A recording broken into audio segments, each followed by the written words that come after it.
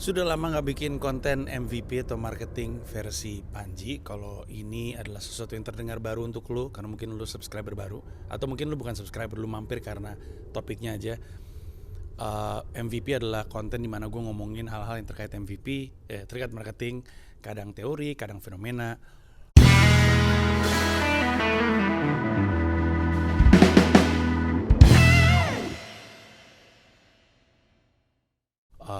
Gue memang suka sekali dengan marketing. Dulu gue sales di advertising agency, dulu gue sales di UPS. Terus jadi suka sama ilmunya, mempelajari, mempraktekkan untuk karya dan bisnis gue. Sampai pada akhirnya banyak yang nanyain soal marketing, soal branding, soal promotion, soal jualan. Banyak yang juga suka nanya soal fenomena-fenomena tertentu, minta dibahas dari sisi marketingnya. Jadilah konten tersebut. Nah, seperti yang lo tahu, kemarin kan film gue sudah rilis, Mendarat Darurat, sudah turun juga dengan hasil yang tentu tidak sesuai harapan. Terus ada banyak diskusi di sosmed terkait promonya, terkait produknya, terkait tanggal tayangnya dan segala macamnya. Terus tentu semua orang boleh punya opini. Lalu ada satu orang nge-tweet kalau nggak salah, dia bilang gini, Mas Panji, tolong dong bahas Mendarat Darurat dari sisi marketing menurut lu. Nah, gue tertarik untuk mempelajari karena gue suka marketing. Mendarat Darurat adalah karya gue. Jadi di video ini kita akan ngebahas soal film Mendarat Darurat, tapi dari sisi marketingnya. Kita ngomongin dari yang basic aja, marketing mix. Ada price, promotion, place, sama produk. Nggak usah yang aneh-aneh, kita pelajari Mendarat Darurat dari 4 aspek itu. Kemudian nanti di akhir kita bisa coba tarik kesimpulan. Gue punya kesimpulan, lu juga punya kesimpulan mungkin dari pembahasan ini. Tapi sebelum sampai ke sana, ada beberapa hal yang mesti disadari dulu, disepakatin dulu. Setidaknya lu mesti tahu dulu. Pertama-tama adalah bahwa tidak ada jaminan atau tidak ada cara atau formula yang menjamin sebuah film pasti laku. Gak ada kocokan atau cara untuk menjamin ini film minimal 1 juta penonton. Gak ada. Semua orang yang kerja di industri film tahu ini. Semuanya, bukan cuma produsernya doang, bukan cuma PH-nya doang. Aktornya tahu, sutradaranya tahu. Kita cuma bisa bikin film yang terbaik, lalu kita berharap hasilnya positif.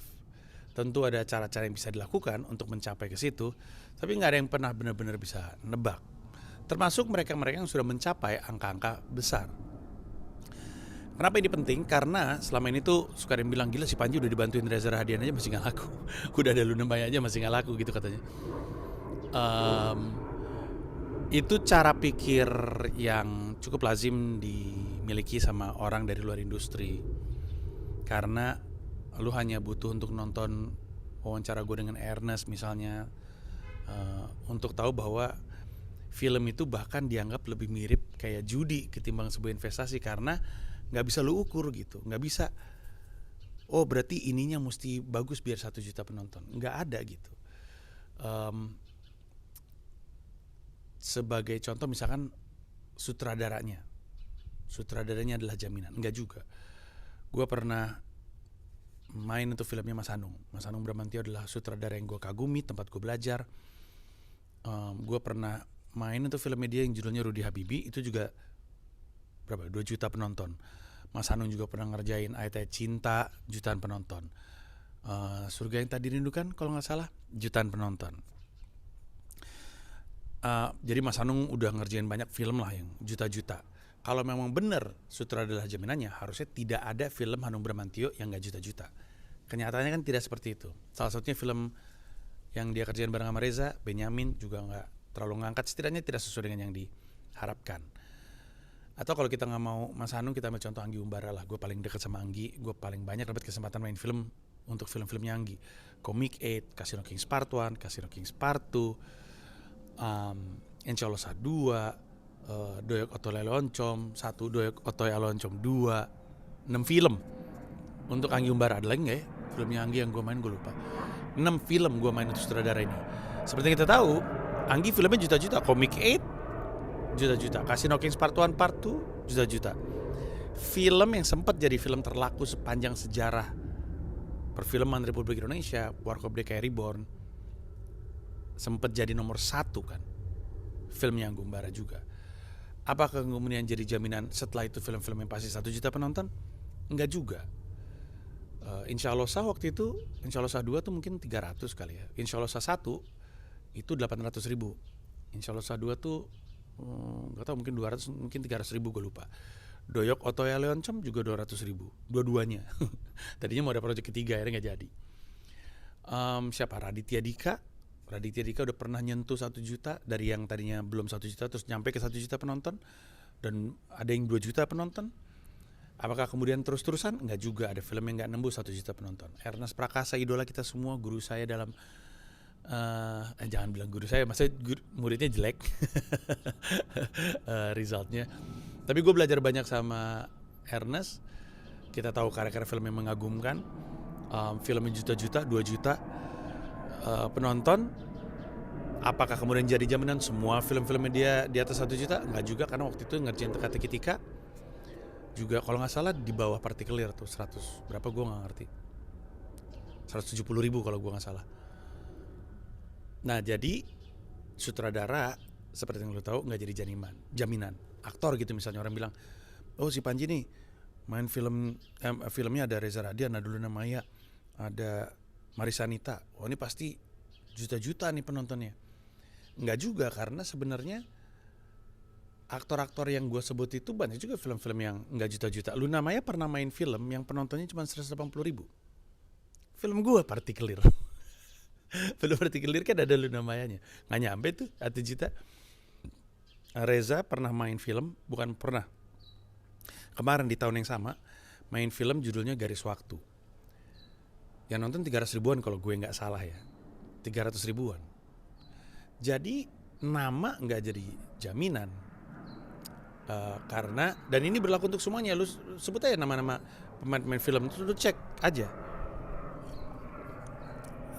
Banyak di antara mereka yang filmnya nggak ngangkat juga gitu. IP, tadi kita ngomong Garis Waktu ya, IP, atau intellectual property. Kalau lu inget di video gue ngobrol sama Ernest pernah bilang setidaknya yang bisa terukur tuh dari IP, kata Ernest, karena IP itu udah punya nilai, intellectual property udah punya nilai karena dia punya basis massa, setidaknya bisa berangkat dari situ. IP itu bisa banyak, bisa novel kayak Teh Cinta tuh novel, terus kayak Supernova kan dijadiin film itu juga novel, terus Filosofi Kopi juga novel, terus Insya Allah Sah juga dari novel, terus Doyok Otoya Leoncom itu juga IP tuh, tapi nggak terlalu ngangkat. Termasuk sebenarnya Garis Waktu itu tadi. Garis Waktu itu kan novel dan lagunya Firsa Besari. Novel, gue nggak tahu mana yang lebih banyak yang nikmatin, yang novelnya atau lagunya.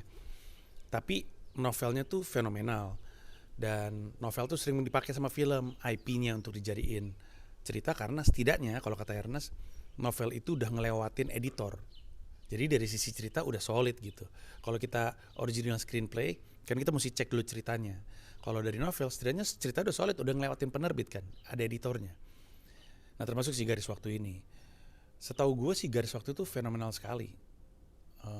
Bahkan gue ngeliat ya, ada di YouTube-nya Firsa, ada dia ngebacain naskah dari buku tersebut. Terus itu aja, bacain naskahnya aja berapa ya, 3 juta apa 30 juta, gue gak ingat, tapi juta-juta yang pasti. Yang nonton filmnya 300 ribu. Terus lagunya juga gue gak tahu lagunya yang dengerin berapa ya, tapi tadi gue ngecek lagunya Firsa tuh rata-rata 100 juta yang stream, 100 juta yang stream, puluhan juta yang stream gitu. Jadi mungkin ini banyak juga. Nah tapi poin gue adalah bahkan IP pun belum tentu. Memang kadang bisa, kayak tadi Ayat Cinta 2, mungkin Insya Allah Sah 1, Mili Mamet yang datang dari IP, Ada Apa Dengan Cinta, dan ada banyak lagi film-film yang datang dari IP. penari di desa KKN juga dari IP-nya berupa sebuah thread, tapi itu intellectual property milik seseorang dan punya basis massa gitu. Tapi nggak selamanya. Garis Waktu contohnya, Doya Kotore Ancom yang walaupun IP-nya memang konon katanya ya sentris cuma di Jakarta karena koran pos kota yang akses cuma Jakarta, tapi seharusnya juga nggak se-300.000 atau 200.000 juga harusnya. JKT48 yang IP yang bagus, yang solid, filmnya juga nggak terlalu ngangkat. Benyamin S tadi gue bilang, filmnya yang bareng sama Reza. Karena mungkin mau berangkat dari kesuksesan Warkop, DKI yang dibikin reborn-nya dan sukses banget. Ya, jadi IP juga enggak. Bahkan kombinasi dari semuanya pun belum tentu. Kayak Pendekar Tongkat Emas misalnya, gue nggak tahu itu datang dari IP atau tidak, tapi yang main film Reza Rahadian, Nichola Saputra, Tara Basro, Eva Celia, Christine Hakim. Oke. Sutradaranya Mas Iva Isfansyah, salah satu sutradara yang gue hormati dan dikagumi, reputasinya begitu baik. Produsernya Mira Lesmana, Riri Riza. Yang nonton gue nggak tahu ya, kalau nggak salah nggak tahu nyampe 500.000, yang pasti nggak nyampe 1 juta. Bahkan ada film nih, ini film konon adalah film dengan budget tertinggi dalam sejarah Republik Indonesia. Film action gitu. Terus semua aktor terkenal yang lu tahu dari generasi sekarang dan sebelumnya ada di film tersebut. Ini film project yang hush-hush banget, project rahasia. Mereka kalau nggak salah ngerjainnya di sebuah studio gede di Batam kalau gue nggak salah. Filmnya bahkan lu nggak tahu. Judulnya aja sekarang gue lupa. Tapi gue ragu sekali dia nyentuh 1 juta, bahkan gue ragu dia nyentuh 500.000. I could be wrong. Tapi yang ingin coba disampaikan adalah bahwa tidak ada jaminan bahwa sutradara, pemain, IP itu akan menjadi formula pasti penontonnya di atas 1 juta penonton. Itu aja dulu, kita sepakat di situ aja dulu. Terus apa lagi yang kita mesti bahas sebelumnya? Itu aja kali ya. Sekarang kita masuk aja deh. Gue bikin catatannya juga biar gue gak lupa.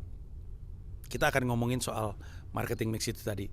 Ada price, ada place, ada promotion, ada produk. Ini adalah 4 faktor penting dalam marketing. Marketing bukan promosi. Promosi adalah bagian dari marketing. Konon marketing dimulai sebelum produknya ada, karena dimulai dari riset. Lu riset konsumen, lalu lu bikin produk, habis itu lu tentuin dan segala macamnya. Ya, jadi kita akan ngomongin itu satu persatu dari yang gue tahu.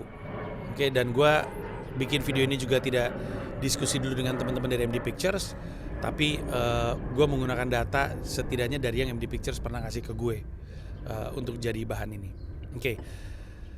Price-nya agak susah sih untuk dibahas dalam konteks ini, karena di dalam konteks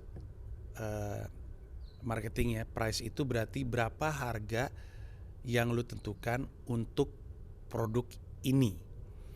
Sementara di film price-nya ya segitu-segitu aja, maksud gue 50.000, 25.000, 30.000 gitu. Jadi yang memproduksi barang tidak bisa menentukan harga gitu. Kayak misalnya ada 2 kaos nih, kaos hitam yang gue pakai sama kaos hitam tapi ada logo Nike-nya. Harganya jadi beda walaupun mungkin produksinya sama. Bahannya kurang lebih mirip. Gue kerja dulu di UPS. Gue pernah punya klien dari UPS itu pengiriman paket-paket kecil. Jadi kalau misalkan ada pabrik, terus mereka punya principal klien. Ambil contoh ini deh, ada pabrik di Jawa Barat itu bikin kaos kaki. Mereka kerjanya nyari klien dari luar negeri. Pabrik ini spesifik klien luar negerinya adalah Nike, Adidas, sama Reebok. Sama apa satu lagi gue lupa. Ada 4 merek. Nike, Adidas, sama Reebok. Reebok satu perusahaan sama Nike kan, tapi Nike sama Adidas satu pabrik nih yang ngerjain. Terus mereka ngirim marketingnya ke sana, terus udah gitu mencoba untuk nego supaya mau produksi di pabriknya dia, lalu kata Nike-nya, coba lu bikin sampel nih, gue kirim desain speknya seperti ini, coba kirim sampel. Nah sampelnya adalah bisnisnya UPS, paket-paket kecil-kecil tersebut, karena butuh cepat. Nanti ketika misalkan prinsipalnya si Nike bilang, oke, kualitasnya udah oke, gue udah cek, oke kita bikin banyak, baru dia tuh pakai koli-koli dan itu ngirimnya lewat laut, nggak lewat pesawat.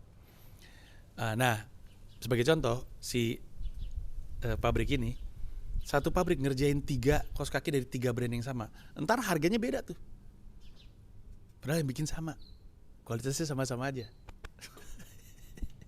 Gokil ya. Nah jadi kadang-kadang ketika kita jadi produsen kaos, kita bisa nentuin harga kaos yang kita mau jual berapa berdasarkan kita mau nyasar market siapa nih ini barang, gitu kan. Di film nggak seperti itu. Untuk tambahan wawasan aja, siapa tahu lu merasa ini kesempatan yang baik untuk belajar. Harga sebuah produk tuh banyak faktornya.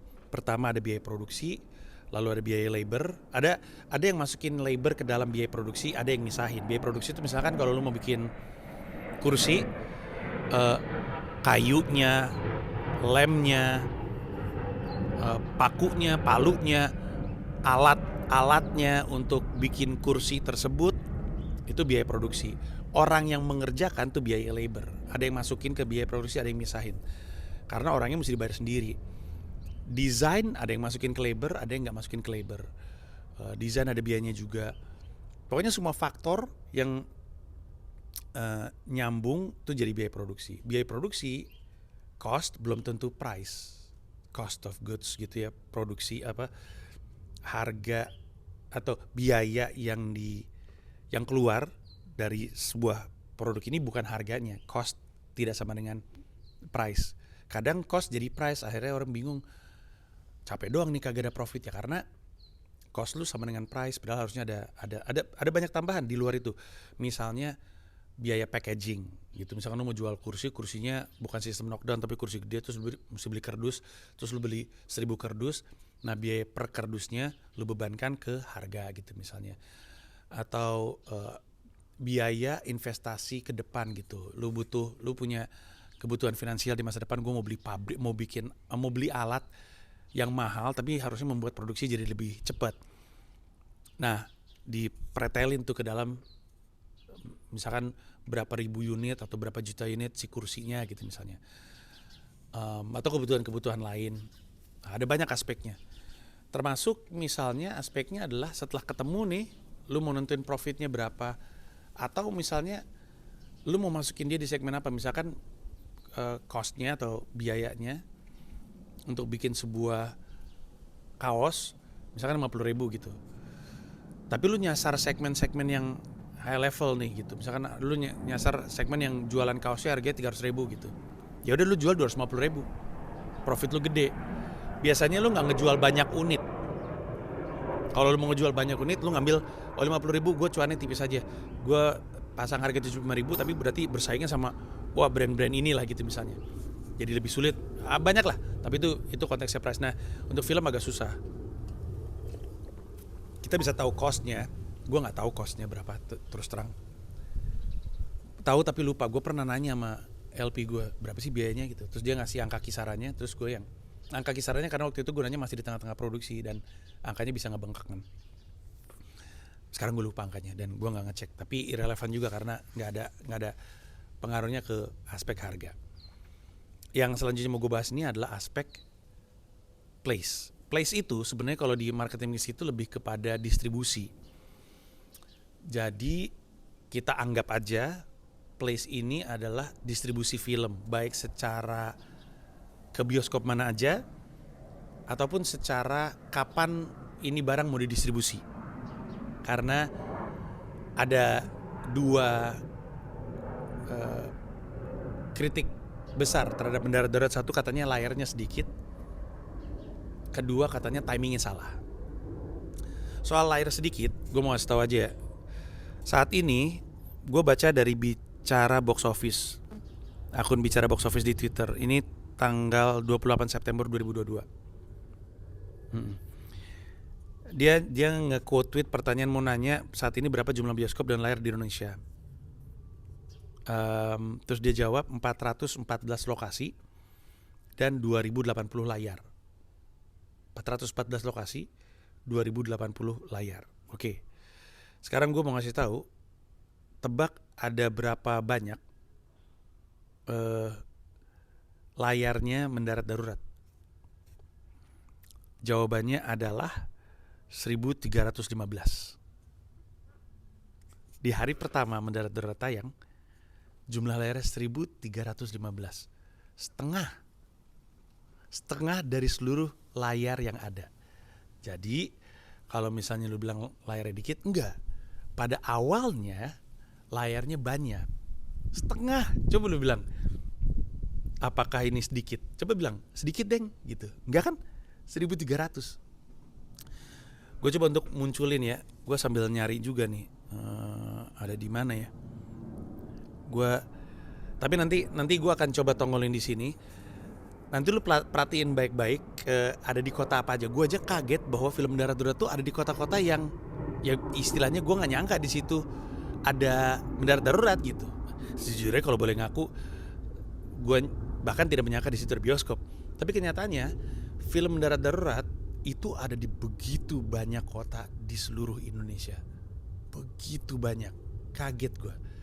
Biasanya banyaknya layar juga menggambarkan optimisme bukan pelaku bisnis ya, optimisme pihak bioskopnya ngelihat, oh ya oke, yang main ini oke lah ya, filmnya film romcom gitu, relationship gitu, cinta-cintaan, oh ya Allah, yuk kita kasih layar gitu. Karena buat mereka, buat bioskop, kalau dia kasih layarnya untuk film yang pada akhirnya laku, dianya happy juga, karena kan dia dapat duit dari, bukan cuma potongan tiket, duit terbesarnya tentu dari makan dan minum yang ada di situ. Jadi tentu dia mau ngasih film sama yang menurut dia kira-kira akan banyak penonton. Tapi itu juga berarti kalau ternyata filmnya tidak ditonton atau tingkat okupansinya sedikit, lama-lama ditarik. Tingkat okupansi itu berarti berapa persen bioskopnya keisi. Sekarang ada satu bioskop nih, kursinya 100. Kalau misalnya yang nonton mendarat darurat itu dari 100 kursi cuma 30, itu dianggap okupansinya sedikit. Kalau 70 atau 80 atau syukur-syukur habis mulu, berarti okupansinya tinggi. Sebagai pelaku bisnis si bioskop ini, tentu kalau misalkan yang beli banyak, ditahan film ini, ditahan di layar ini mulu karena menghasilkan. Sebaliknya, kalau tingkat okupansinya rendah, lama-lama dia kasih sama yang lain. Apalagi kalau ada film-film lain yang peminatnya tinggi gitu. Masuk akal dan fair dalam konteks bisnis. Kalau misalkan lu punya misalkan lu bisnis lu Pujasera gitu ya. Tahu gak sih Pujasera yang kayak tempat makan yang isinya ada banyak-banyak vendor makanan gitu. Jadi lu ngelola Pujaseranya, lu yang ngebangun, terus lu dapur, terus booth gitu, kasir, terus ada banyak meja, banyak kursi, itu yang lu kelola. Tapi yang ngisi boothnya rekanan gitu. Datang nih banyak restoran, kafe dan segala macamnya. Lu pun sebagai yang jalanin Pujasera itu, kalau ada 2 atau 3 yang dagangannya nggak oke, lu tentu akan mengganti itu dengan yang dagangannya oke. Kalau nggak sayang gitu. Area-area kursinya tuh misalkan area kursinya tuh dedicated ya, jadi nggak keisi, sayang gitu. Mending dipakai sama yang lain. Mungkin ada satu tempatnya lapaknya jadi gede, jadi 2 booth jadiin 1 saking banyak peminatnya, atau ganti yang lain. Fair game kan? Kalau nggak dia ngerugi terus, kan dia juga jalanin bisnis. Ini kan bukan prakarya atau kegiatan sosial, kan bisnis. Tentu semua pelaku bisnis peduli juga sama film Indonesia, tapi kan dia mesti selamat dulu bisnisnya mesti hidup. Dan lu mesti ingat betapa bocornya dan lukanya bioskop Indonesia di masa pandemi. Understandably, mereka pengen menutup kebocoran yang terjadi kemarin dengan keputusan-keputusan bisnis yang baik. Oke? Gue gak tahu ini masih jalan atau enggak. Harusnya lu bisa pause untuk mastiin apakah kota lu ada atau enggak. Tapi setidaknya seperti yang kita tahu, layarnya banyak. Di awal, setengah dari yang tersedia, 1315. Tapi karena okupansinya dikit, yang berarti filmnya gak gerak, akhirnya dicabut. Gue lagi mikir, ini mau gue bahas sekarang, bahas di promosi ya. Di promosi aja, oke. Jadi kita udah tahu tuh kalau soal distribusi kemana aja nyaris seluruh Indonesia. Terus jumlahnya juga banyak. Oke, jadi yang bilang layarnya dikit, enggak, layarnya banyak. Cuman karena pada ya bisa dimaklumi ya, pada nunda untuk nonton karena mereka punya kegiatan lain ya kan, orang punya kesibukan ya kan, gue nggak bisa menghentikan kesibukan gue hanya untuk nonton film ini, atau kalau gue lagi sakit gimana kan, nggak bisa gitu. Tapi karena tidak berbondong-bondong orang ke sana, akhirnya bioskop merasa tingkat okupansinya rendah, akhirnya dicabut. Makanya ada banyak bioskop yang cepet hilang. Karena bioskop-bioskop ini juga ngerasa, waduh ini nggak gerak deh, mending gue kasih ke yang gerak aja deh. Masuk akal kan? Nah jadi alasannya bukan nggak ada di kota lu. Seperti yang lu lihat, ada di kota lu. Cuman cepet hilang. Itu cepet hilang karena tingkat okupansi rendah. Nah jadi secara jumlah layar banyak ya, layarnya tersebar.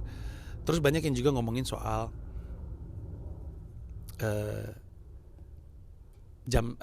masa tayangnya salah. Banyak yang bilang salah tuh tayangnya. Harusnya jangan tayang tanggal berapa tuh ya? 8 September ya kalau nggak salah. Jangan tayang tanggal berapa sih gue lupa. Ya 8 September.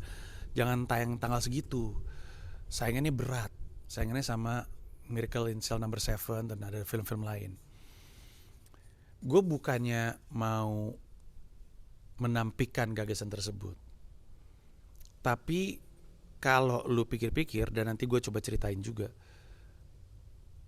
paling tepat justru itu, paling tepat. Kalau ngomongin nggak tepat ya, sebenarnya paling tepat di masa itu, karena sebelumnya film Indonesia dan film Barat lagi rame-ramenya. Setelahnya nanti gue bacain, film Barat dan film Indonesia juga lagi gila-gilanya. Banyak film Indonesia rilis di situ karena nggak ada film Barat yang bagus masuk di situ. Jadi setidaknya film-film gede, film-film Marvel atau apa segala macam itu tidak jadi faktor yang mempengaruhi. Karena nih gue coba baca ya. Ini gue baca dari USS Feeds. Dia lagi ngomongin bahwa untuk pertama kalinya pecah rekor di Indonesia bahwa film Indonesia itu menang di atas film-film Barat. Dan kalau gue nggak salah, gue lupa tapi akunnya yang mana, mungkin Bincang Bioskop, mungkin yang lain, yang bilang bahwa untuk pertama kalinya dalam sejarah Republik Indonesia, jumlah film bioskop yang nembus 2 juta pecah rekornya. Jadi jumlah penonton sebuah film yang nembus 2 juta penonton, jumlah dalam 1 tahunnya mecahin rekor. Alias lagi bagus-bagusnya bukan okupansi tapi angka orang berangkat untuk nonton bioskop tuh lagi bagus-bagusnya, karena ada banyak film yang nembus 2 juta penonton, saking banyak yang mecahin rekor sebelumnya. Nah, gue mau bacain film-film yang udah tayang. Ini gue ambil nih sebelum Mendarat Darurat turun. Makanya mungkin jumlahnya nggak akurat ya, mohon maaf nih. Di tahun 2022 saja, KKN Desa Penari 9,2 juta. Ini sebelum Mendarat Darurat. Udah pasti nggak tepat ya untuk nayangin Mendarat Darurat bersama dengan KKN Desa Penari. Tadi gue ngomongnya Penari Desa KKN ya. KKN Desa Penari. Dan juga MD nggak akan rilis itu karena ya kan nanti jadi makin kanibal gitu kan. Oke. Pengabdi Setan 2 Communion itu 6,3 juta. Ngeri-ngeri Sedap 2,8 juta. Ivana 2,7 juta. Miracle in Cell Number 7 pada saat video ini file ini gue ambil tuh 4,7 juta, tapi sekarang mungkin udah berapa ya, gue nggak tahu, 5, 6, 7 juta.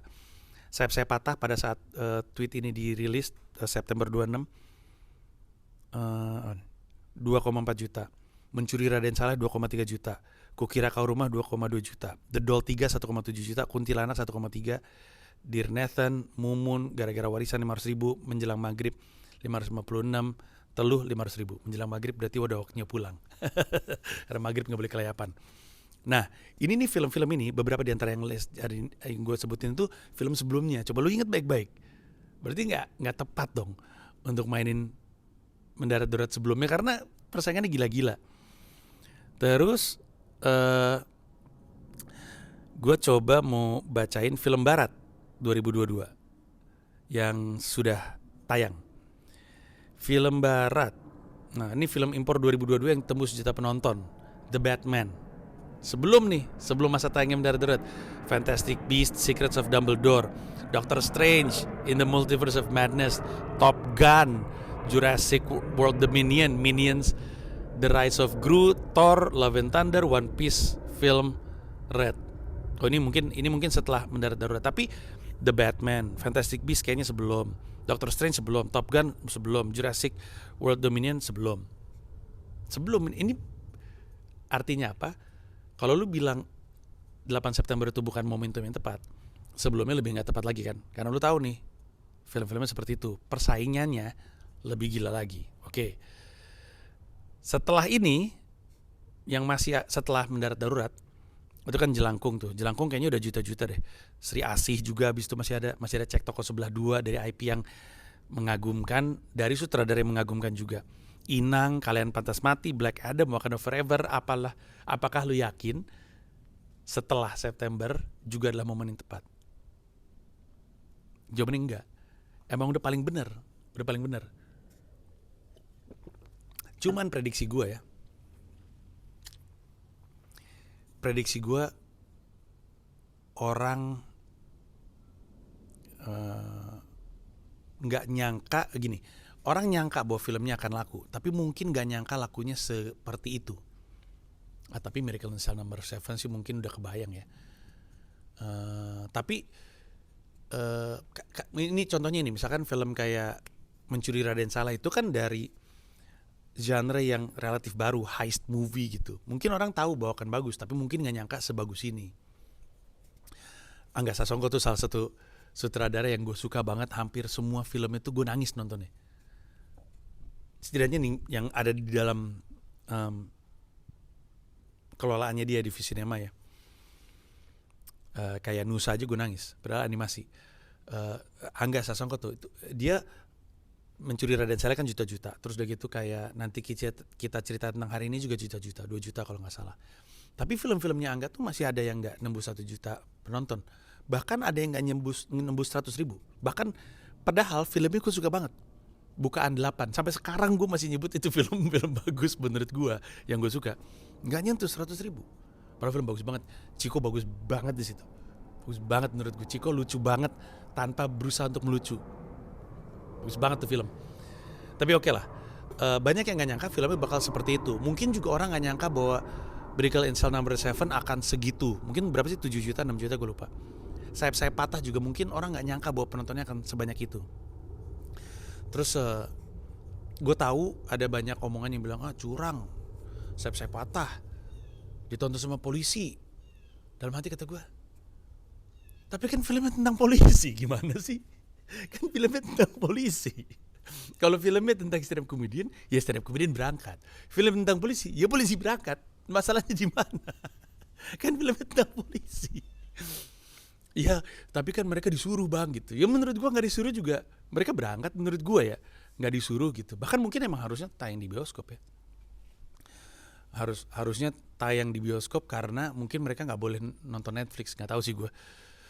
Tapi kalaupun nggak disuruh sama atasannya, menurut gue polisi akan nonton. Kalau gue polisi, terus ada film tentang gue, yang main jadi polisi adalah Nicholas Saputra, berangkat gue, nonton gue tuh film. Pulang-pulang gue akan bilang, tapi emang gue mirip Nicholas Saputra sih. Sayang istri gue gak kayak Ariel Tatum. Jadi menurut gue mungkin banyak orang akan merasa Sayap-sayap Patah itu akan bagus, tapi gak nyangka sebagus ini. Dan menurut gue fair game gitu. Masa dibilang karena banyak polisi yang nonton terus curang? Kan film tentang polisi. Aneh banget.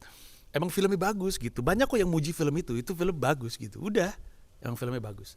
Atau lebih tepatnya banyak yang sepakat bahwa film itu bagus gitu kurang lebihnya.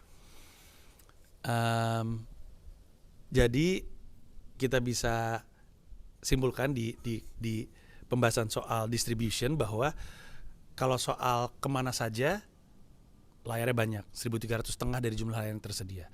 Kalau soal momentumnya tadi gue udah bahas, sebelumnya rame banget, film bagus-bagus. Setelahnya nanti nih ke depannya filmnya bagus-bagus. Nanti pas Desember berakhir lo akan bilang bener deh kata si Panji, emang harusnya di situ gitu. Dan pada akhirnya ya udah lebih banyak yang memutuskan untuk nonton film-film lain gitu ketimbang film mendarat darurat, ya udah gitu. Yang mesti diingat ya, menurut gua nih, adalah bahwa film bagus dan film laku adalah dua hal yang berbeda. Laku itu jelas, matriksnya jelas terukur. Laku itu terukur, udah pasti itu, ada angkanya. Bagus itu nggak bisa diukur karena relatif. Bagus menurut lu belum tentu bagus menurut orang lain. Maka laku berarti lebih banyak orang yang sepakat itu film bagus. Tapi bukan berarti film yang lu tonton yang nggak ada penontonnya itu jadi jelek menurut lu. Emang tetap bener, tapi kan menurut lu gitu. Kebayang maksud gue? Kebayang kan? Bagus dan laku tuh dua hal yang berbeda gitu. Bahkan kita banyak ngerasa kok ini film laku banget tapi gue nggak ngerasa bagus gitu. Lu bisa aja loh nggak merasa KKN Desa Penari itu bagus, tapi yang nonton banyak. Mau ngomong apa? Berarti banyak yang ngerasa itu bagus. Udah gitu doang. Lu bisa nggak ngerasa film Warkop DKI Reborn itu bagus? Sah-sah aja. Dan ketika banyak yang nonton bukan berarti opini lu salah. Sebaliknya ketika lu ngerasa film itu jelek bukan berarti yang semua jutaan yang nonton itu salah. Lah kan bagus relatif gitu.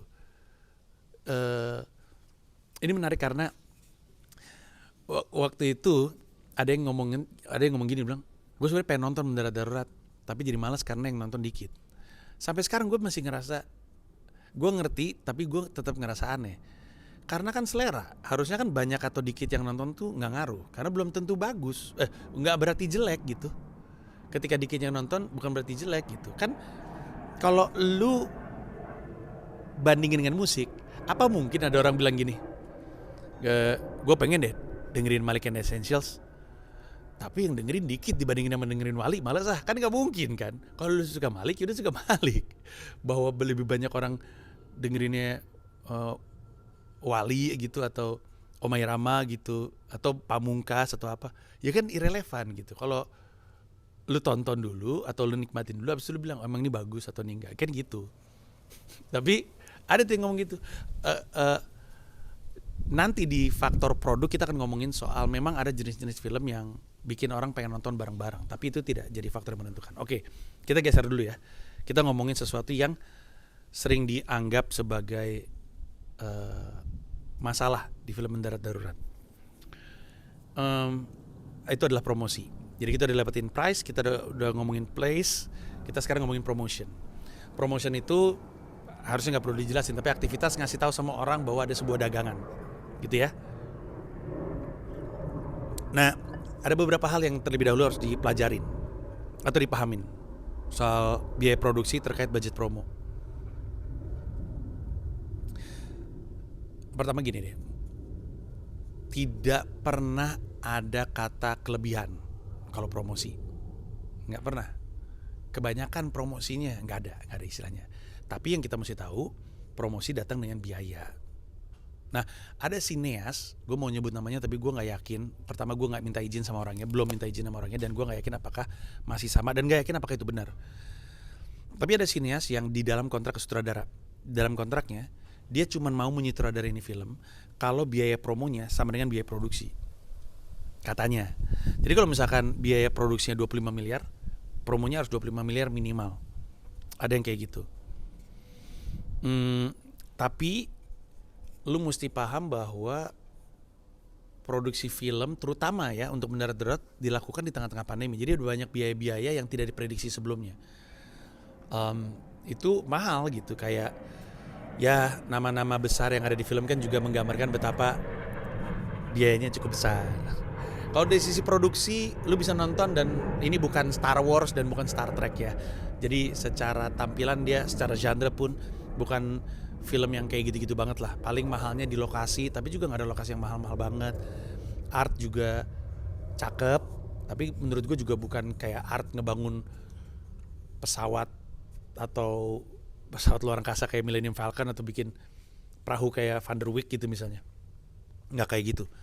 Atau kayak ini Ayat Cinta 2 bikin rumah. Keren banget lah tuh setnya. Nggak kayak gitu.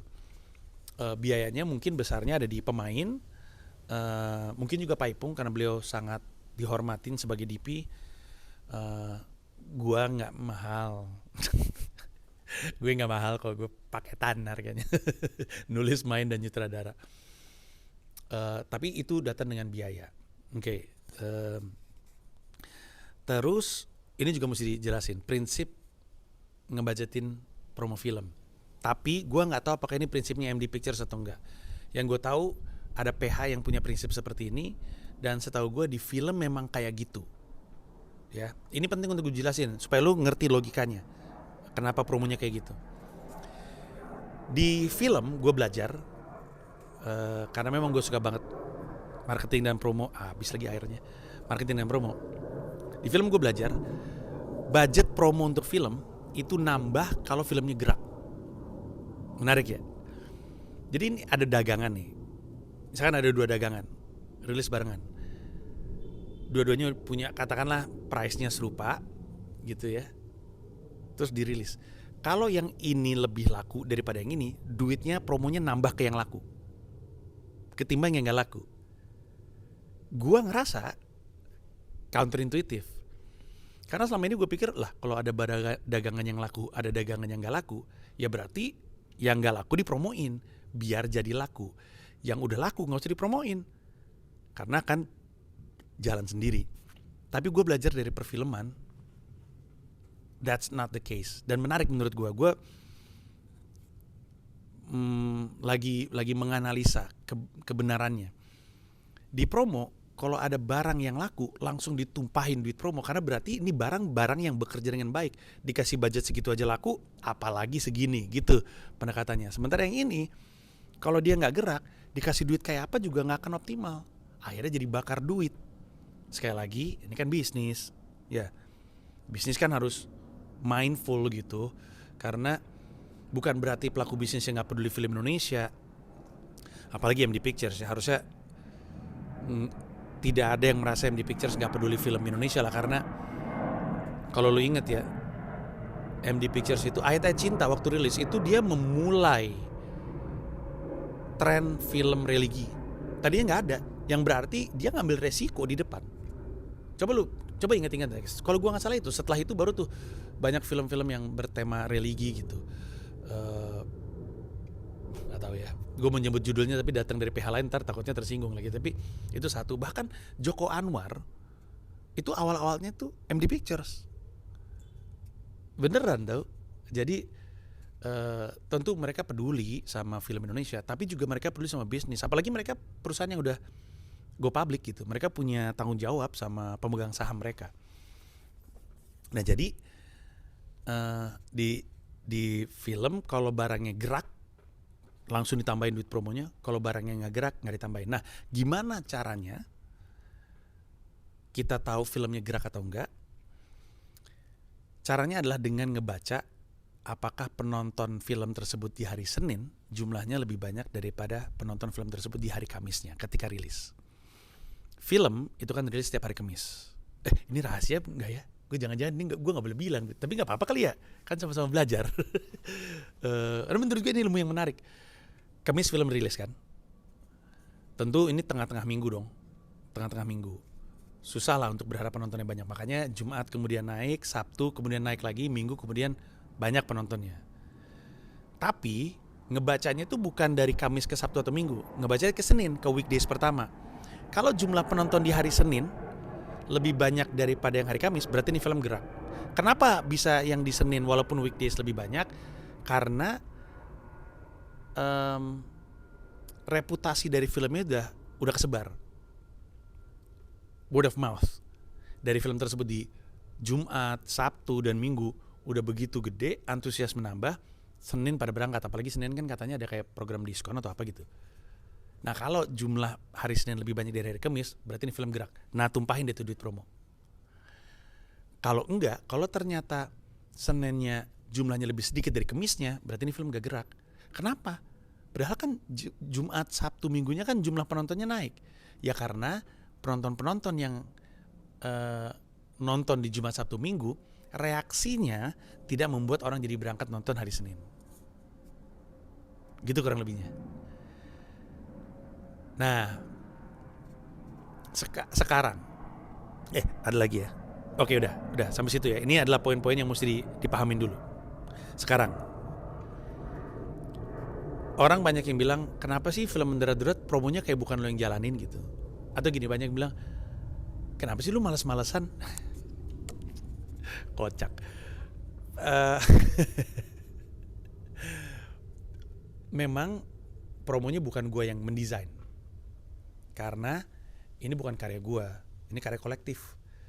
Tapi yang terutama kenapa strateginya bukan datang dari gue, karena yang dipertaruhkan bukan duit gue. Ini investasinya MD, ini duitnya MD. Sekarang gini deh, misalnya lu nuang 10 miliar untuk bikin sebuah produk film lah. Misalkan lu punya 10 miliar, tentu lu pengennya numbuh dong. Seminimal-minimalnya 10 miliar 500 juta. Kalau bisa 11, 12 miliar bagus. Kalau bisa 20 miliar bagus, oke? Artinya di duit lu pribadi, lu bayangin lu punya duit 10 miliar, itu lu pertaruhkan untuk bikin film. Oke? Tentu lu mau melakukan yang terbaik supaya duitnya balik. Iya dong, kan duit lu.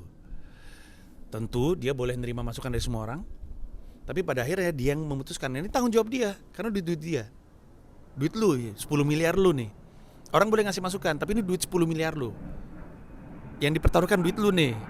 Jadi tentu lu pengen yang terbaik promonya. Oke, berdasarkan logika aja udah pastilah, nggak mungkin sebuah PH nggak mau promo optimal, karena duit dia sendiri yang dipertaruhkan, fix. Oke, duitnya MD. Oke, dan gue tahu di beberapa sutradara lain ada yang dapat bonus dari penjualan tiket, kayak mungkin gue dulu di Partikelir, tapi gue di sini enggak, gue dibayar putus. Jadi gue ngerti kalau misalnya ada sutradara yang pengen filmnya laku juga. Dan insentif ini mungkin lebih karena dia punya reputasi,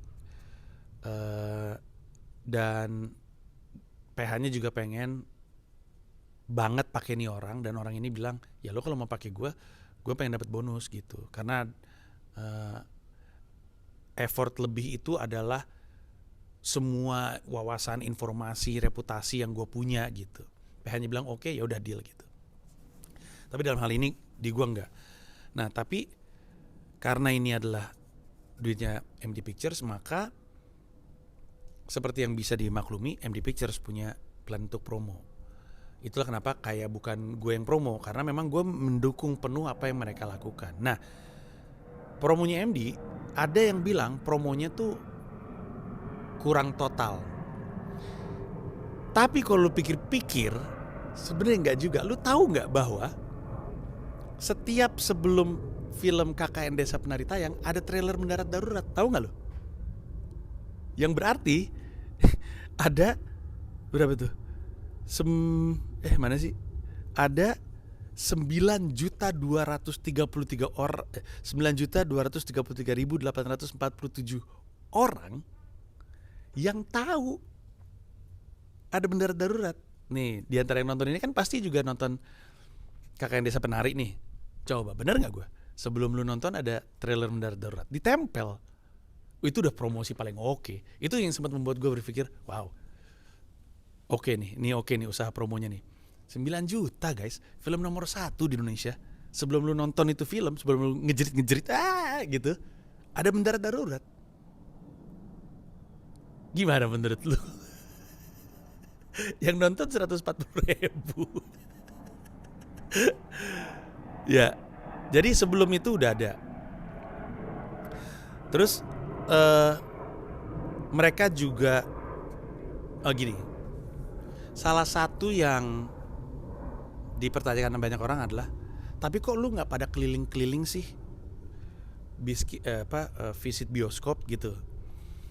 Pertama, kemungkinan besar adalah karena mereka ngeliat KKN Desa Penari, dan itu film tuh nggak ada keliling-keliling bioskopnya dan gerak ya, walaupun nggak bisa dibandingin ya, yang itu IP terkenal.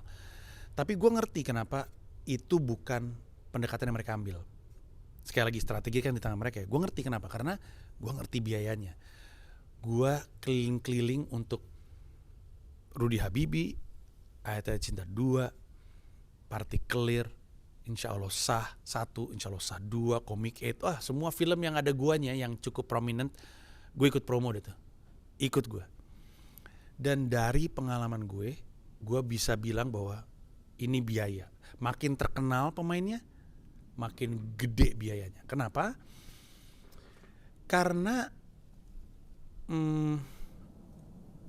gini, mungkin di kepala lu emang pemain-pemain itu dibayar ya? Ya sebenarnya jawabannya dibayar, tapi sebenarnya gini, apakah Reza, Luna dan Marissa mau untuk visit bioskop? Mau. Pertanyaannya kan mereka juga sibuk, mereka nggak bisa. Dan kalau misalnya hari tersebut itu dipakai untuk promo, pada hari tersebut mereka kehilangan peluang untuk mendapatkan penghasilan, kan mereka juga mesti hidup guys, kan kita nggak tahu biaya hidupnya mereka ini seperti apa. Jadi bisa dimaklumi beberapa orang ketika bioskop visit itu datang dengan biaya. Nah gue nggak tahu kalau Reza, Luna, Marissa ya, tapi yang pasti gue tahu Reza waktu itu pernah sekali nongol yang ada Tara Basro juga, ada Putri Marino juga. Gue nggak tahu itu dibayar atau enggak, tapi kayaknya sih enggak sih. Yang dia sempat nongol sekali itu di bioskop. Tetapi maksud gue untuk banyak aktor-aktor lain itu dibayar, dan makin terkenal makin gede biayanya. Kenapa? Karena satu hari yang kepake untuk keliling itu bisa aja mereka pakai untuk melakukan aktivitas lain. Makanya bahkan untuk film-film kayak misalkan Partikelir, kalau misalnya ada yang ikut promo tuh ada anggarannya, ada duitnya gitu. Nah udah gitu lu mesti bayangin ketika mereka berangkat, kamar hotelnya. Ya masa Luna Maya mau dikirim ke Surabaya nginepnya di Red Doors? Enggak dong, harus yang bagus. Nah banyak deh tuh biayanya. Main-main ini merekanya sendiri dibayar, hotelnya dibayar, pesawatnya dibayar. Terus kita ngebayangin kan, ridersnya aja, gua aja nih sebenarnya riders gua kalau keluar kota bisnis class. Ya masa Luna Maya ekonomi gitu misalnya ya, atau Marissa atau Reza, gue nggak tahu lah. Atau mungkin juga ekonomi, gue nggak tahu. Tapi setidaknya ekonominya itu biaya. Kemanapun lu pergi itu datang dengan biaya. Nah pertanyaannya, efektif nggak tuh untuk menghasilkan penjualan tiket? Tidak selalu, karena biasanya orang cuma datang doang ke bioskop pengen ketemu artisnya, tapi nggak nonton, meet and greet-nya doang.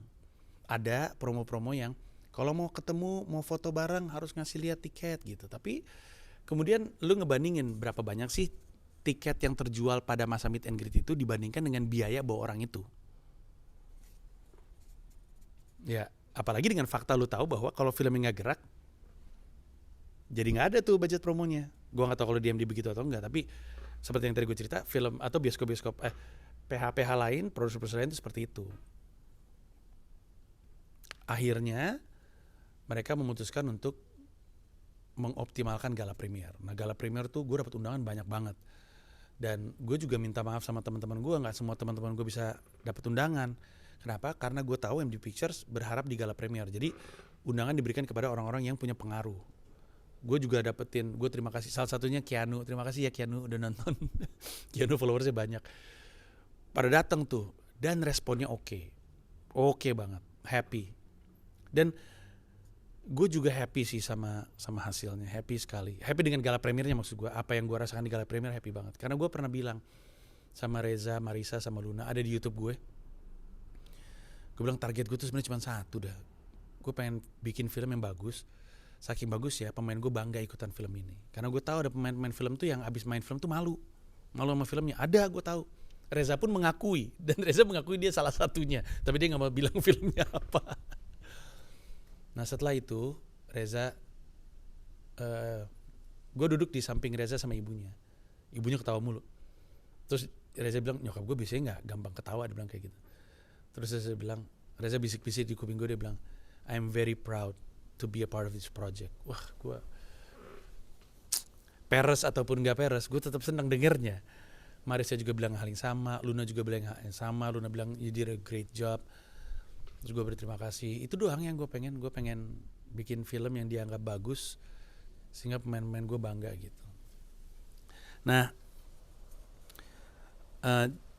sisanya mereka punya konten strategi. Lu kalau ngeliat kontennya mendarat darurat, bagus menurut gue. Bagus. Kontennya banyak, masif, ragam, lucu. Lebih ke masifnya sih, nggak mudah untuk memimpin sebuah atau mengelola sebuah tim yang menghasilkan konten sebanyak itu. Bagus, no complaint whatsoever. Gue pakai juga banyak diantaranya di sosmed gue. Nah jadi kalau dibilang MD nggak promo, enggak juga. Aduh, itu naruh trailer di depan mata 9 juta aja udah oke banget kan. Nah terus banyak yang nanya sama gue. Ini lebih lucu lagi, ada yang bilang Panjinya sendiri gak promo sih, gue aja tahu mendarat darurat dari orang lain, padahal gue cukup ngikutin Panji gitu. Terus gue reply, pertama-tama dia bilang gini, ya kalau filmnya gak dipromoin sama sutradaranya, ya mau Luna Maya mau Reza Rahadian juga gak akan laku. Lu gak menghormati MD kalau begitu, kata nih orang. Terus ada yang reply, iya gue juga tahu film mendarat darurat bukan dari Panji, gue tahu dari yang lain, padahal gue cukup ngikutin Panji. Nah kan gue di-mention ya, jadi gue reply, gue tanya, boleh tahu gak lu ngikutin gue di mana? Karena gue pernah rilis video YouTube promo mendarat darurat selama hampir 20 hari berturut-turut. Mungkin 20 hari. Selama hampir 20 hari berturut-turut gue hanya rilis promo mendarat darurat di YouTube gue yang 1 juta subscriber. Kecuali hari Senin karena ada .id weekly vlog. Nyaris setiap hari berarti kan? Selama 20 hari tuh. Kalau dia ngikutin di YouTube, gak mungkin dia gak tahu. Gue bahkan taruh di community tab juga. Kalau dia ngikutin di Instagram, gak mungkin dia gak tahu. Orang dari tahun 2020 gue udah posting-posting soal mendarat darurat. 2021 gue posting mendarat darurat. 2022 juga. Bulan Agustus, karena iya benar. Bulan Agustus awal, Juli. Bulan Juli gue dikasih tahu kita mulai promo serempak tanggal sekian, dimulai dari rilis karakter poster. Karakter poster. Gue lupa deh. Tapi gue ngikut kan, strateginya kayak gitu gue ngikut. Jalan nih kita. Juli nggak mungkin kalau lu follow gue di Instagram lu nggak tahu mendarat darurat, nggak mungkin. Orang gue tongolin mulu gitu. Bahkan kalau lu cek Instagram gue, sejak hari itu rilis sampai film itu turun dari layar, gue tidak dagang apapun selain mendarat darurat. Cek, gue berhenti promo tur gue Komodo Menoi, gue berhenti promo dagangan merch gue, nggak ada dagangan gue kecuali yang di New York ya. Tapi kan orang di New York kan bukan target market mendarat darurat. Gue bahkan stop promoin apapun yang lain selain mendarat darurat di Instagram gue. Jadi nggak mungkin nggak tahu, apalagi story-nya udah kayak Raffi Ahmad kali itu titik nggak Raffi Ahmad ya, mungkin siapa Giselle kali ya. Itu gue repost story itu banyak banget lah, nggak mungkin. Di Twitter gue retweet mulu kerjanya, retweet mendarat darurat, reaksi yang nonton bagus ataupun buruk gue retweet mulu gitu. Di Siniar Noise, sekedar informasi, saat ini gue posisi 3 besar podcaster populer di Noise, di bawahnya Vincent Desta, Andre, dan Musuh Masyarakat. Ada gue. Itu hampir setiap akhir podcast gue promo mendarat darurat. Entah berapa puluh episode podcast. Abis itu ada podcast episode spesifik yang hanya ngomongin mendarat darurat. Banyak banget, termasuk Noise Live. Abis itu gue bikin Twitter Spaces yang dengerin 7.000 orang. Abis itu gue bikin live IG, live TikTok gue juga. Di TikTok juga gue promo. Dan hampir setiap kota ya, hampir setiap pertunjukan. Kenapa gue bilang pertunjukan? Karena satu kota ada yang 2 pertunjukan. Di hampir setiap pertunjukan, sebelum gue masuk, pas sebelum Panjinya nongol ke panggung, trailer mendarat darurat ditayangin. Itu aja udah puluhan ribu tuh. Walaupun nggak semua kota ada screen ya, tapi yang ada pasti ini ada penonton di sini yang akan bilang benar-benar gue nonton Panji di kota ini sebelum Panji nongol ada mendarat darurat. Nah, jadi kalau ini orang bilang dia cukup ngikutin gue nanya ngikutin di mana? Di podcast gue selalu promo, di TikTok promo, di Twitter promo, di Instagram promo, di YouTube promo. Lu tuh ngikutin gue di mana? Gue tanya, nggak dibalas sampai sekarang. Nah, sering bilang gini, tapi elunya gak keliling-keliling. Elunya gak, kenapa lu gak mau mampir ke YouTube temen lu? Ya Allah, gak mau katanya guys. Dia lupa kali. I started this game. I did. I'm the one who started this game. Promo ke kanal YouTube, promo karya ke kanal YouTube. I believe I started it. Gak percaya lo pasti ya. Lo gak percaya bahwa gue adalah kalau gak orang pertama, salah satu orang pertama yang menggunakan kanal-kanal YouTube sebagai tempat promo. promo karya. Tahun 2015, ya 2015, gue Nusantara Rap Tour. Itu tour rap gue Jawa Bali, 11 kota. Gue mampir ke YouTube-nya Chandra Leo dan Dovi Jovi. Iya kayaknya Dovi Jovi dan Chandra Leo. Apa Chandra Leo doang ya? Kok gue lupa. Tapi konten YouTube-nya pasti lu tahu. Konten YouTube-nya tuh yang ada yang rap battle, ada Reza Arab, Octavian, Fak, pencitraan, nakal tapi tampan. Di YouTube gue ngomongnya anjing bang, saat masih ingat. Ada Reza Arab. Ceritanya gue rap battle lawan Chandra Leo sama Andovida Lopez. Terus ada yang konten YouTube-nya yang tipe-tipe aktor. Oh, berarti Chandra Leo. Gue mampir tuh ke situ tuh untuk promo, dan bukan cuma ke situ doang, ada beberapa rapper lain. Nah sekarang coba cari sebelum itu ada orang lain nggak yang promo karyanya ke YouTube orang. Coba cek.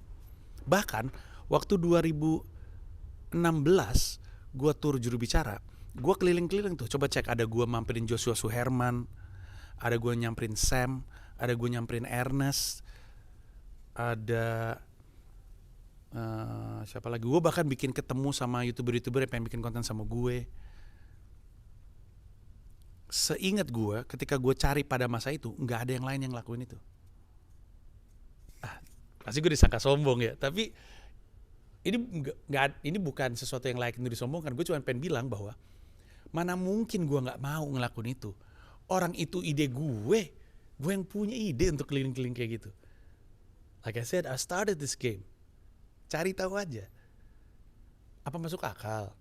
Kalau gue yang memulai, sekarang ada banyak kan yang mampir-mampir ke YouTube orang, tapi pada saat itu nggak ada yang ngelakuin. Apakah masuk akal? Kalau gue yang pertama kali mencoba untuk menjalankan itu, terus gue nggak ngelakuin, nggak mau. Bukan nggak mau, nggak bisa. Karena saat itu gue lagi tur. Turnya tuh ke 10 kota. Tur ini udah ketunda 2 tahun. Dan ada belasan ribu tim tahan tiket. Ada orang yang megang tiketnya selama bertahun-tahun. 2 tahun maksimal, setahun minimal. Sementara gue gampang kena COVID. 3 kali gue kena COVID. Gue khawatir kalau gue kelayapan, gue memapar diri gue ke banyak orang yang udah mah gak terlalu peduli protokol COVID pada masa itu, sehingga gue kena COVID, sehingga belasan ribu, mungkin puluhan ribu, di atas 20 ribu orang ini jadi sedih karena ketunda lagi. Dan MD Pictures tahu, gue udah ngasih tahu kalender ini dari awal tahun, dari tahun lalu. Mereka tahu semua plan gue, MD Pictures tahu. Cuman memang mau nggak mau, ya di periode yang tadi kita bilang, kebetulan gue aja lagi promo, jadi dipikir ya udah manfaatin aja sekalian turnya untuk promo gitu kan. Tapi bukannya gue nggak mau, gue nggak bisa. Lu kalau nanya sama gue, ya lu kayak nggak mau ngebelain film lu sendiri. Bukannya nggak mau ngebelain, film gue sendiri mah belum ada yang tim tahan tiketnya. Ini orang udah nahan tiket guys. Lu tahu kan pandemi itu susah, duit orang dipecat, tapi mereka nahan. Gue mikirin mereka. Gue gak mau keluar terus terpapar sama orang, terus gue kena COVID, terus mereka jadi kecewa gitu. Bahkan waktu gue tur, semua orang tuh, gue sampai ngelempar tas ke orang yang maskernya turun, saking gue takutnya kena. Jadi gue di rumah, jadi interval jadi gue berangkat kan selalu hari Jumat, pulang selalu hari Senin. Selasa, Rabu, Kamisnya gue di rumah, cuman keluar kalau perlu aja. Kenapa? Karena gue takut kena. Kasian, ini orang udah beli tiket. Kalau mendarat darurat kan belum beli nih, pengen beli tapi belum. Kalau ini kan udah dan udah, aduh, kasian gue. Akhirnya gue cuman mampir ke satu, ke Ernest. Kenapa gue mampir ke Ernest? Karena gue percaya dengan protokol COVID-nya Ernest. Karena Ernest juga parno. Jadi bukannya gue gak mau, gak bisa gue. Akhirnya gue optimalin. Kalau dipikir-pikir, optimalin sosmed itu adalah memang hal paling baik. Orang Twitter gue 1 juta, YouTube gue 1 juta. Instagram gue 800.000. Itu udah jauh lebih banyak daripada pas Partikelir padahal. Waktu Partikelir subscriber gue 100.000. Langsung, kok padahal waktu itu YouTube-nya 100.000 ya? Kenapa lebih banyak Partikelir? Karena nggak cuma satu aspek, ada multi aspek gitu. Tapi gue udah ngelakuin semaksimal yang gue bisa gitu. Gue sepakat dengan strateginya MD, gue jalanin strateginya MD. Gue mengerti budgeting film itu seperti apa. Jadi kita lakukan yang kita bisa. Gitu. Kalau lu nanya pemain-pemain lu, kalau misalkan oke, lu nggak bisa, pemain-pemain lain gimana? Kok mereka nggak keliling? Ya kan tadi kita udah bilang, kan mereka juga punya kesibukan. Dan mereka juga promo dengan caranya mereka sendiri-sendiri gitu. Dan mereka kan aktor, mereka kan tidak diberi beban untuk promo gitu. Di film itu lagi ada, di industri film lagi ada sedikit kekesalan karena ada sebuah perusahaan, gue tahu lagi perusahaan yang mana, yang ketika mau ngasih lampu hijau untuk jalanin project harus tahu dulu itu berapa banyak tuh followersnya. Aktor-aktor pada bilang, loh lu lagi nyari aktor atau nyari selebgram atau nyari influencer? Aktor ada sih yang followersnya banyak, influencer juga ada sih yang bisa acting, tapi yang lu cari apa gitu, supaya ngasih gambaran bahwa nggak semuanya kayak gitu.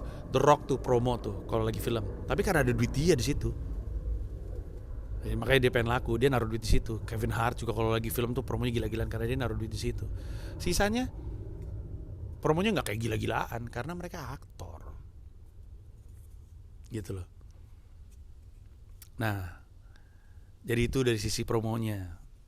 Semoga ada bayangan. Jadi guanya udah optimal, MD-nya juga punya strategi dan udah optimal sesuai dengan strategi mereka. Dan itulah penjelasannya. Nah,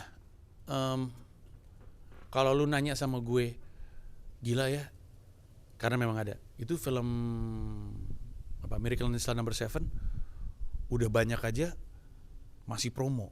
Ini si Bendera Darurat udah mah dikit, promonya nggak nambah-nambah gitu. Tadi kita udah jelaskan kenapa, supaya lu ada bayangan.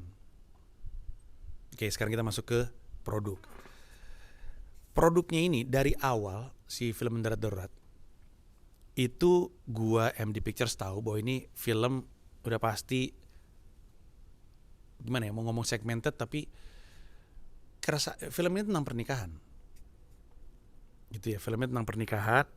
Jadi kita bisa bayangkan yang paling ngerasa relate tentu yang sudah menikah atau mau menikah. Itu aja secara jumlah, nggak ada apa-apanya lah dibanding sama film. Ambil contoh ya, gue tuh agak bingung kenapa orang suka banding-bandingin Miracle in Cell No. 7 sama Bendera Darurat. Miracle in Cell No. 7 kan film keluarga, anak bisa nonton itu film. Orang filmnya ada tentang anaknya gitu kan. Jadi emang film bagus dua-duanya, tapi segmen masing-masing. Kalau kami ini film keluarga, bahkan sebenarnya kalau dipikir-pikir, film-film pernikahan, film orang dewasa, bahkan kalau dipikir-pikir ada film lain yang juga tentang pernikahan. Aduh, gue lupa lagi judulnya. Tapi film ini, kalau nggak salah, Noktah Merah Perkawinan. Film ini dipuji begitu banyak orang. Gue belum nonton, sayangnya. Gue udah banyak film yang pengen gue tonton, tapi gue keburu pindah ke New York. Itu film dipuji begitu banyak orang. Dipuji. Aktor-aktornya juga mengagumkan. Datang dari IP yang terkenal. Ada sinetronnya. Promonya juga gila-gilaan karena kerjasama dengan brand segala macam. Ada bioskop visit dan segala macamnya.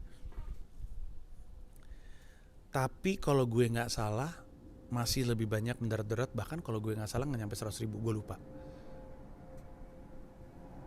Penjelasannya adalah mungkin film tersebut punya kesamaan dengan film Bendera Darurat tentang dewasa. Mungkin itu juga kali kenapa bukaan 8 gitu ya. Itu tentang keluarga tuh. Gue suka banget padahal film itu. Bukan soal keluarga, soal pernikahan. Mungkin ya, gue gak tahu. Tapi di luar itu, sebenarnya kan Bendera Darurat tuh film tentang selingkuh. Dan selingkuh itu tidak spesifik, ya kotor lagi. selingkuh itu selingkuh itu tidak spesifik untuk menikah sebenarnya. Jadi kalau kita ngomongin film tentang selingkuh harusnya payungnya lebih gede. Tapi oke, filmnya tentang perselingkuhan, pernikahan, dan bahkan sebenarnya secara bahasa pun bahasa film 17 tahun ke atas. Jadi ada satu adegan yang si karakter, ini gue spoiler ya, karakter Glenn marah sama karakter Yahya. Spoiler keras. Kalau nggak pengen berhenti aja sekarang, atau lanjut lagi 10 menit dari sekarang lu geser. Spoiler parah. Karena mungkin akan bisa ditayang di Disney Plus atau Netflix atau apapun kan. Jadi gue ngasih tahu aja nih spoiler parah. Kalau lu ingat ada adegan Glenn marah sama Yahya. Di situ Glenn marah, begitu marahnya dia bilang ngewe sama Kania. Gara-gara ide lu itu untuk check in ngewe sama Kania. Harusnya itu kata-katanya. Tapi kemudian gue dihubungin sama MD Pictures. Kita punya peluang untuk bikin film ini jadi 13 plus. Cuman ganti satu kata. Will you do it? Pertama-tama sebenarnya MD Pictures gak perlu nanya sama gue. Ini film-film mereka. Ini film mereka, duit mereka. Mereka boleh ngelakuin apapun. Tapi mereka nanya sama gue. Gue bilang, bisa apa? Karena ngomongnya tuh ngewe gitu. Ya kita coba aja. Datanglah Reza, gue, terus di take. Ternyata bisa diganti ML sama Kania. Nah gue tahu saat itu pun efeknya beda. Orang ngomong ngewe sama ngomong ML efeknya beda. Dan kerasa memang di saat film udah tayang orang pada nanya, kenapa sih Glenn semarah itu ya? Kenapa Kania sekecewa itu denger Glenn? Karena tentu ada yang nanya, harusnya kan Kania udah tahu ke hotel mau ngapain. Padahal enggak. Di film itu pun dijelasin bahwa Kania itu nggak ngerti. Dua-duanya ini awam soal selingkuh. Glennnya awam soal selingkuh, Kanianya awam soal selingkuh. Glennnya nanya, ini check-in ngapain nih? Nanya ke Yahya. Maksud lu tuh check-in tuh ngapain? Ngobrol. Karena kan awalnya kan kalau ngobrol ketahuan, check-in aja lah gitu. Jadi si Glenn tuh disuruh Yahya check-in, dia juga nggak tahu.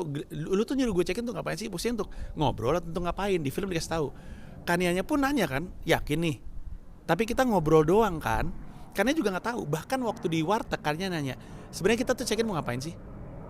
Gitu kan? Jadi Kanianya tuh nggak ada bayangan. Dia cuman seneng aja sama Glenn dan seneng bisa sama-sama Glenn gitu. Dan Glenn ngomongnya, kita kalau ngobrol di kantor ketahuan gitu. Gitu kan? Nah ditambah lagi, kalau misalnya si Glenn ngomongnya, gara-gara ide lu tuh untuk check-in ngewe sama Kania. Sebagai Kania, tambah sakit hati. Udah mah, dia gak tahu selama itu ada di kepalanya Glenn. Abis itu ketika ngomong ngewe tuh kayaknya aku kotor sekali gitu kan. Cuman ketika diganti sama ML tuh efeknya gak sekuat itu. Tapi itu konsekuensi yang mesti diambil. Sekali lagi, this is their money, it's their business, it's their responsibility to stakeholder. Gue nurut sama mereka, setuju sama mereka. Tapi film itu memang film yang dewasa. Durasinya juga dibikin lebih pendek daripada yang seharusnya. Karena emang itu film harusnya 90 menit. Di naskah 90 halaman, kan teorinya kan gitu kan. Gak ada aturan bakunya tapi hitungannya 1 halaman 1 menit lah anggapnya. Skripnya tuh 90-an lebih, 94 kalau gak salah. Tapi terus udah gitu tayangan atau rough cut-nya tuh 140 atau 130 gue lupa. Jadi gue aja gagal gitu. Akhirnya banyak adegan yang dibuang, termasuk adegan yang menurut gue lucu, yang ada Awe, Bari, Wawan Cikuk, sama Jui Purwoto. Dan adegan itu di callback di akhir, sehingga ketika adegan itu hilang, callbacknya di akhir hilang. Itulah kenapa pas akhirnya, mungkin lo agak bingung, akhirnya kenapa kayak gitu ya, karena ada adegan yang hilang. Tapi gue ngerti kenapa, dan gue bukan James Cameron ya, yang bisa, kan waktu itu James Cameron bikin Avatar kan. Terus pihak studionya bilang, film Avatar lu pendekin dong, kepanjangan tuh film gitu. Terus James Cameron bilang gini, nih ruang kantor yang kita dudukin, gedung-gedung ya, gedung itu sama semua gedung-gedung kompleks ini gara-gara film gue, gara-gara film Titanic. Gue yang bayarin ini semua, termasuk kursi yang lu dudukin. Lu gak punya hak untuk nentuin berapa durasi film gue. Gokil. Tentu saya tidak bisa seperti itu. Tapi gue sempet nanya ke orang yang memungkinkan gak sih nanti ketika di OTT tayang jadi lebih full gitu. Karena gue pikir kan di OTT kan mereka lebih sukanya lebih banyak menit gitu. Minutes watch-nya tuh penting untuk mereka. Jadi kalau lebih banyak durasinya mungkin mereka lebih happy. Terus katanya lagi dipertimbangkan. Terus secara produk nih ceritanya seperti itu. Ceritanya juga datang dari bukan IP ya, tapi banyak yang nanyain ini mirip banget kayak kejadian viral WhatsApp atau viral di TikTok. Cuman kejadian itu di 2020. Sementara 2021, sementara viralnya ya. Sementara filmnya ditulis dari 2019, gue dikasih tahu di 2018, gue syuting di 2020. Tapi sebenarnya itu emang sempat nyebar sebelumnya juga. Tapi kan idenya tuh bagus, jadi idenya bagus, premisnya bagus, gambarnya bagus. Ada yang bilang gambar dan warnanya tuh kayak sinetron katanya. Dan tentu semua orang boleh beropini ya.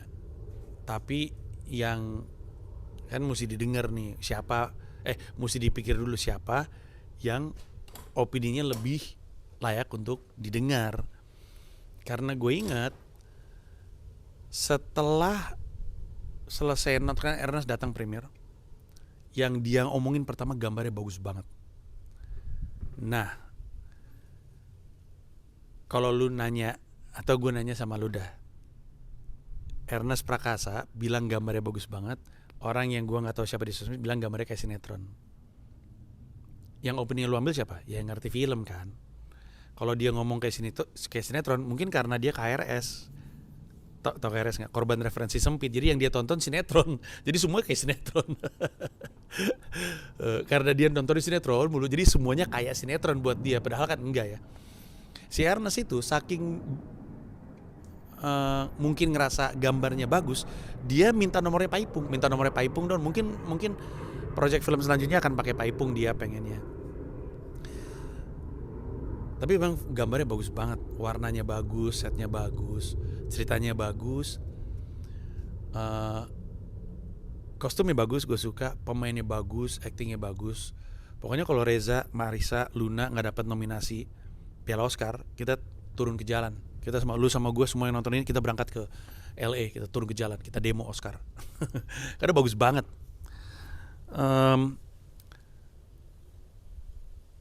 Tapi kemudian udah sama produknya seperti itu, jadi produknya bagus, intinya gitu, produknya bagus.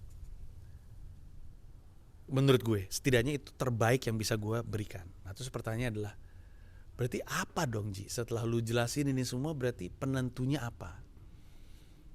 Gue gak tahu apakah kita punya kesepakatan yang sama setelah penjelasan ini, tapi prediksi gue, emang filmnya gak menggerakkan orang untuk nonton ke bioskop. Setidaknya filmnya nggak bikin orang buru-buru pengen nonton ke bioskop. Karena orang banyak yang pengen nonton ke bioskop, tapi mereka baru ngomong itu 2 minggu kemudian, seminggu kemudian, layarnya udah pada turun. Filmnya tidak membuat orang buru-buru nonton ke bioskop. Udah penjelasan itu doang, nggak ada penjelasan lain. Karena dibilang jelek, enggak bagus, nggak laku. Tapi kan itu kan berarti kan yang sepakat bahwa itu film bagus ya 140 ribu orang. Yang lain lebih buru-buru pengen nonton si film-film lain. Saat itu film apa lagi ya? Ada kayaknya ada film horor deh, itu yang nonton banyak juga.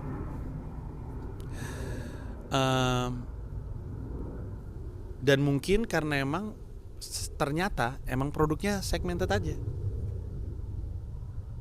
Gitu. Jadi ya menurut gue jatuhnya penjelasannya cuma itu, karena tentu promo masih bisa lebih giat lagi. Tapi kan gitu ya, kita promo dengan apa yang terjadi dari Kamis ke Seninnya, berarti kita tahu berarti promonya nggak bisa dapat tumpahan duit gitu. Berarti promonya harus gratis. Ya udah, sosmed. Dan udah optimal, gue optimal, MD optimal. Ya udah, mau gimana? Pokoknya gue bangga sekali, gue nggak sabar untuk lu nonton ini di platform OTT. Gue nggak tahu apa, mungkin Disney Plus. Dan itu gue sedih ya, karena gue nggak bisa nonton Disney Plus di sini. Karena Disney Plus akun gue tuh Hotstar Disney Plus, nggak bisa dibuka di New York. Gue harus bikin akun di sini, tapi gue harus punya kartu kredit sini. Panjang lah pokoknya lah. Dan nggak tahu, biasanya nggak tayang di Disney Plus Amerika gitu, jadi gue nggak bisa nonton. Ya sedih deh.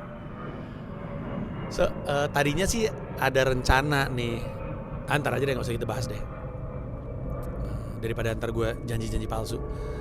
Tapi penjelasannya cuma itu doang. Ada produk, karena kan setiap produk punya segmennya masing-masing. Seperti yang tadi sempat kita bahas gitu. Kayak kalau misalnya yang nonton Adriano Calbi lebih sedikit daripada yang nonton Radit, itu kan bukan berarti Adriano jelek sebagai stand up comedian, bukan berarti nggak lucu. Ini masalah segmen aja, masalah segmen pasar. Radit penontonnya banyak banget gitu, atau Coki yang nonton banyak banget, apakah berarti mereka lebih lucu daripada Rindra gitu atau Sam? Ya kan belum tentu. Yang beli sendal Hawaianas, gue rasa sebanyak-banyaknya sendal Hawaianas yang dibeli orang, masih lebih banyak orang beli sendal Swallow menurut gue.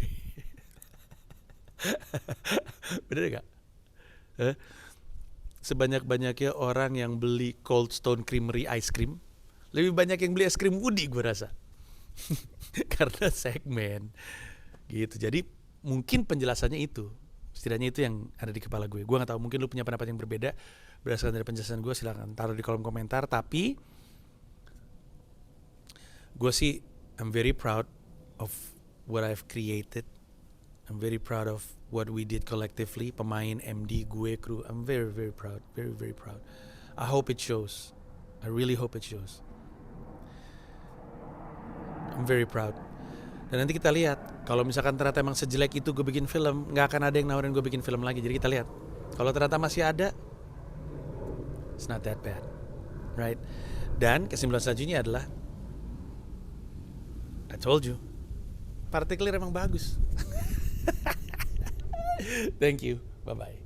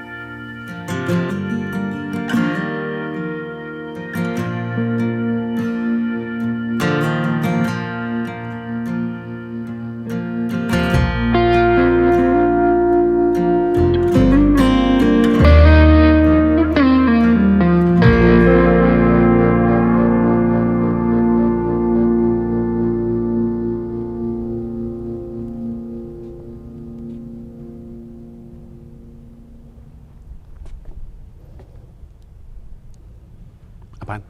Narasi bang. Monolog. Monolog.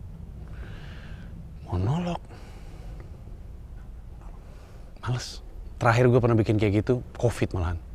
Udah, yang penting orang udah tahu nih, 4 Desember 2022, Istora Senayan Jakarta, tiket masih ada di loket.com. Udah, gitu dong. Cukup. Nggak ada bang. Doa bang. Nggak ada. Ya ada sih, bismillahirrahmanirrahim. Proklamasi. Kenapa proklamasi? Puisi. nggak ada puisi.